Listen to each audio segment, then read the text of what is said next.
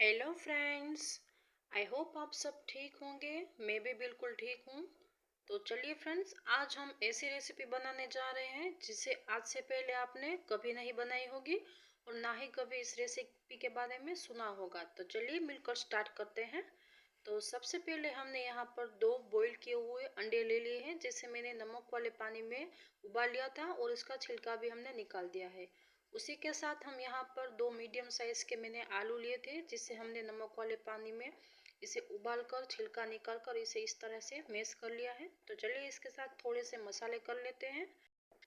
इसके साथ हमने एक पूरा नींबू मैंने लिया है, जिसे हमें अच्छी तरह से इसका रस निकाल लेना है। अगर आपके पास नींबू ना हो तो आप आधी चम्मच जितना आमचूर पाउडर ले लें। इसी के बाद हम यहाँ पर 1 चम्मच जितना हरी मिर्च और अदरक की पेस्ट हमने ली है और उसके बाद आधी चम्मच जितना हमने चिली फ्लेक्स लिया है। उसके बाद आधी चम्मच जितना हम इसके अंदर चाट मसाला पाउडर ले लेते हैं। आधी चम्मच जितना हम इसके अंदर लाल मिर्च पाउडर ले लेते हैं। उसके बाद यहाँ पर हम चुटकी भर जितनी हल्दी ले लेते हैं और आधी चम्मच जितना हम इसके अंदर गरम मसाला पाउडर ले लेते हैं और स्वाद अनुसार हम इसके अंदर नमक डाल लेते हैं।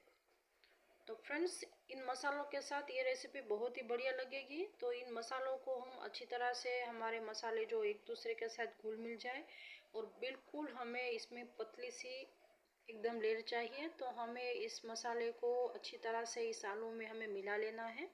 तो बहुत ही अच्छी तरह से हमें इसे बार बार मैश करते रहना है, ताकि हमारा जो गुठली वगैरह है जो सब कुछ अच्छी तरह से हो जाए, कुछ भी गुठली वगैरह ना रहे, हमारे मसाले भी अच्छी तरह से आपस में घुल मिल जाए। तो इसे बहुत ही अच्छी तरह से इसे हम घुला मिला लेते हैं। तो देखिए हमारा मसाला जो है बहुत ही बढ़िया से तैयार हो चुका है। तो इसे हम अभी साइड पर रख लेते हैं।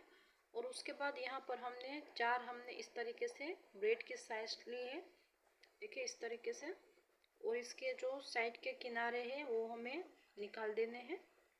तो चाकू की मदद से हम इसके साइड के जो ब्राउन वाला जो हिस्सा है वो हम इसके अंदर से निकाल लेते हैं।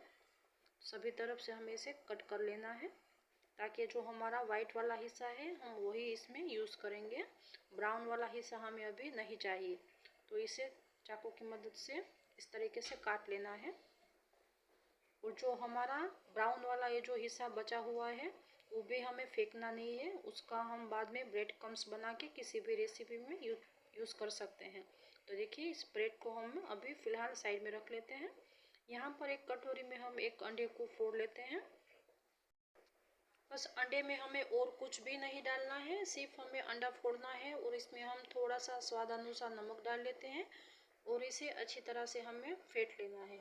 इसके अंदर और कुछ भी नहीं जाएगा। बाकी सारे मसाले हमने जो हमारे आलू की पेस्ट बनाई है उसके अंदर हमने डाला हुआ है। तो इसे भी हम फिलहाल साइड में रख लेते हैं। और इस तरीके से जो हमने हमारा आलू का मिश्रण तैयार किया था वो हम ले लेते हैं और हमारा अंडा भी हम ले लेते हैं। तो थोड़ा सा हम आलू का पोर्शन इस तरीके से उठा लेते हैं। देखिए इस तरीके से थोड़े से हम आलू हाथ पर ले लेते हैं और इसे थपथपाते हुए इस तरीके से पतली सी, देखिए इस तरीके से गोल शेप दे देते हैं इसे। इस तरीके से हमें 2 बनानी है। देखिए इस तरीके से हाथों से इसे थपथपा लेना है और बीच में हम हमारा अंडा रख लेते हैं और दूसरा वाला जो हमने हिस्सा बनाया था वो भी हम इसके ऊपर रख लेते हैं और इसे हम इस अंडे को पूरा कवर कर लेते हैं। बिल्कुल आराम आराम से हमें करना है, ज़्यादा जल्दबाजी नहीं करनी है।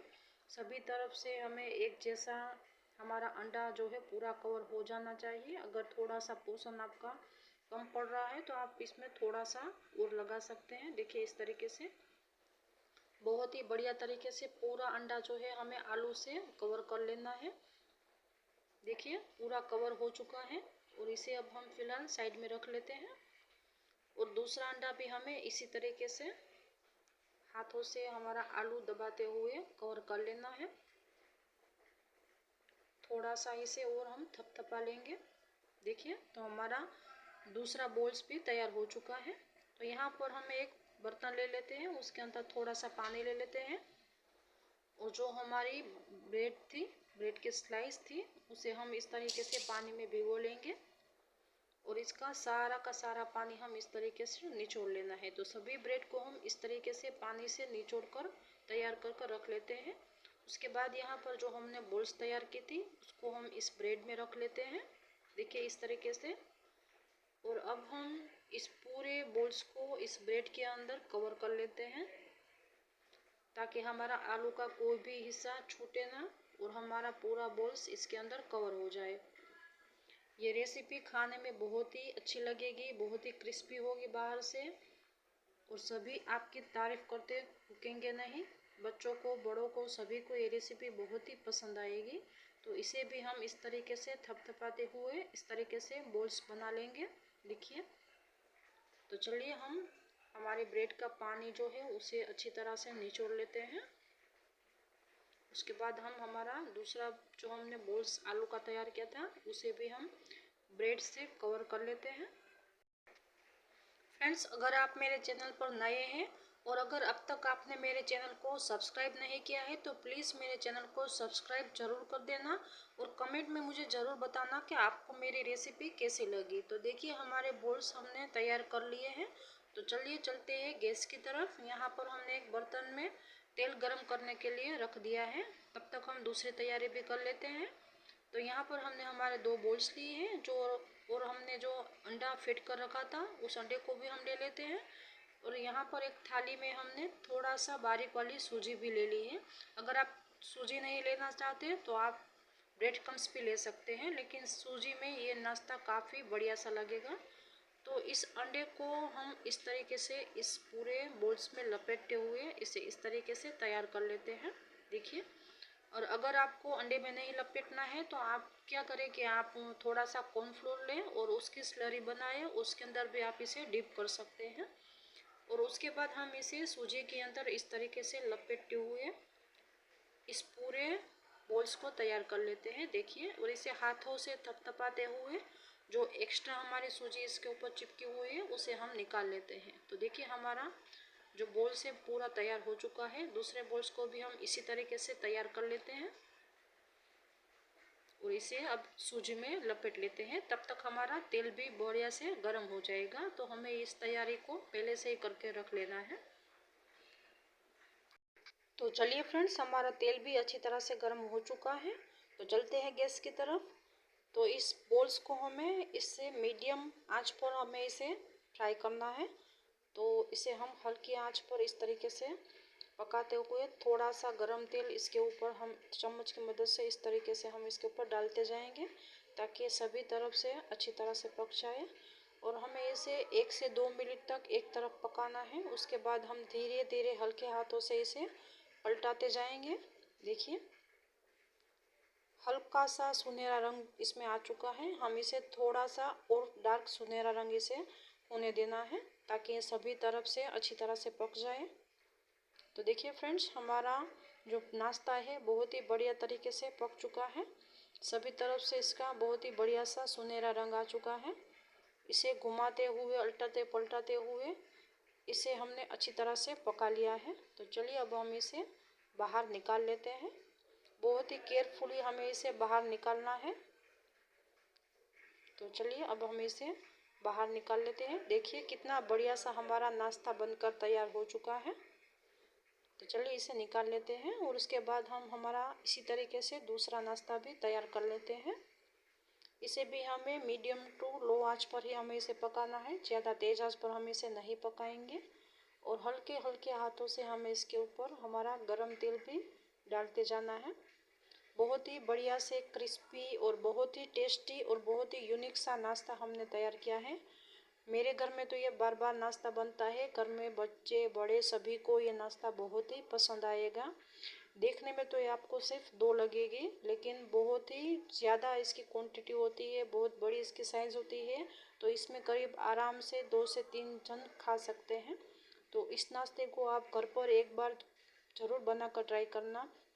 आपके घर में मैं दावा करती हूँ बार बार इसी नाश्ते की डिमांड सब करते रहेंगे।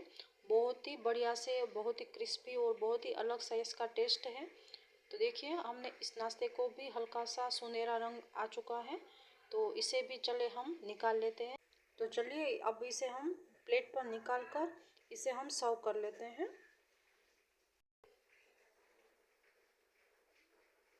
तो देखिए फ्रेंड्स, कितना क्रिस्पी बटर जैसा बाहर से क्रिस्प हमारा नाश्ता तैयार हो चुका है। देखिए, देखने में कितना सुंदर लग रहा है, खाने में भी उतना ही टेस्टी है। तो चलिए अब हम इसे सर्व करते हैं। तो फ्रेंड्स, मैंने यहाँ पर इसे लहसुन और लाल मिर्च की चटनी के साथ और उसी के साथ हमने खजूर इमली की खट्टी मीठी चटनी के साथ हमने इसे सर्व किया है। इसके साथ इसका कॉम्बिनेशन बहुत ही बढ़िया लगता है। तो चलिए फ्रेंड्स, मैं आपको एक इसमें काट कर भी दिखा देती हूँ। देखिए कितना क्रिस्प हमारा नाश्ता बनकर तैयार हो चुका है, बहुत ही खाने में टेस्टी है। तो देखिए इस तरीके से हमने इसे काट लिया है। तो चलिए इसके साथ हम इसे किस तरीके से गार्निश करना है वो भी मैं आपको दिखा देती हूँ।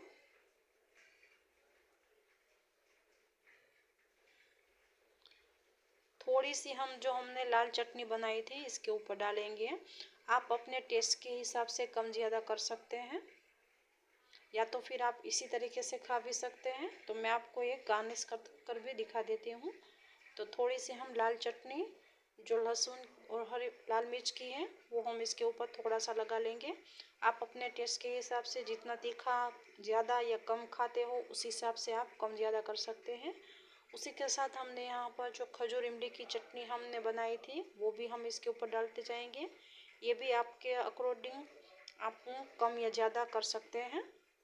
उसके बाद यहाँ पर हमने कद्दूकस किया हुआ बीटरूट है उसे हम इसके ऊपर लगा लेते हैं।